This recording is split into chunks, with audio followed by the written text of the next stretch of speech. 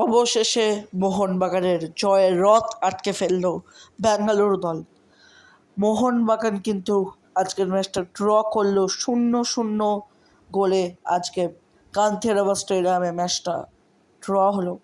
সবথেকে আশ্চর্য আমার আজকে লেগেছে সেটা হচ্ছে কীভাবে আজকে ব্যাঙ্গালোর তারা যেভাবে প্রতিটা ম্যাচে একটা করতো, আজকে নিজেদের ঘরের মাটি কিন্তু ভয়ে ভয়ে খেলেছে, নিজেদের জায়গায় বল রেখেছে, ডিফেন্স করে গেছে পুরো মাঠ জুড়ে। কিন্তু আজকে সত্যি কথা বলতে আনিরুদ্ধ থাপা এবং সঙ্গে আপুইয়ার জুতিটা কিন্তু সেরকম একটা মজবুত হয়নি বলেই আজকের এই ম্যাচের হার কিন্তু হার না, অবভিয়াসলি ড্র, গোল হলো না। একটা প্লেয়ারের কথা বলবো বেঙ্গালুরু, সেটা হচ্ছে রায়াল উইলিয়ামস এবং সুনীল ছেত্রী।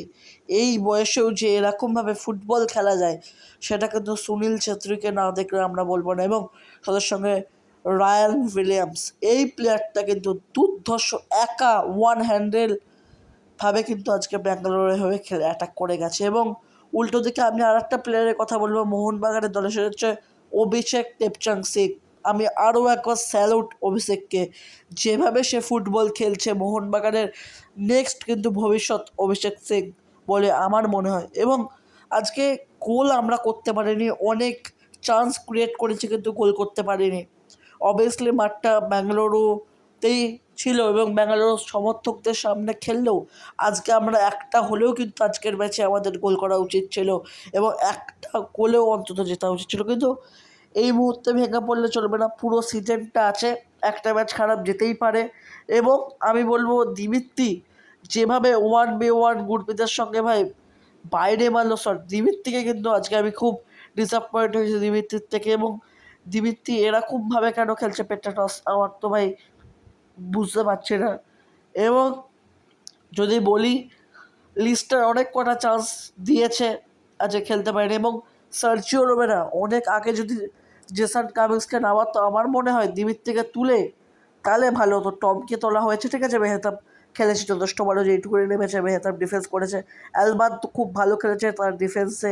কিন্তু একটাই আমার যদি কামিন্সকে নামানো হতো প্রথম একটু আগে থেকে, অর্থাৎ 70 মিনিট বা 60 মিনিটে যদি কামিন্সকে নামানো হতো, দিমিত্রিকে তুলে, আমার মতে বেটার হতো।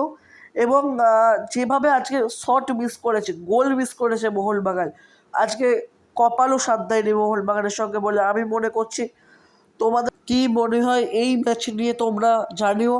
এখনই কেউ টিমকে হেড করা শুরু করো না, এই টিমটা কিন্তু চ্যাম্পিয়ন হওয়ার মতো টিম এবং এই টিমটা ফিরে আসবে বলে আমার মনে হচ্ছে এবং এর পরের ম্যাচটা আমরা জিতবো আমার মনে হচ্ছে। তো চলো আজকের মতো ভিডিওটাই এখানেই শেষ করি, কিছু বলার নেই।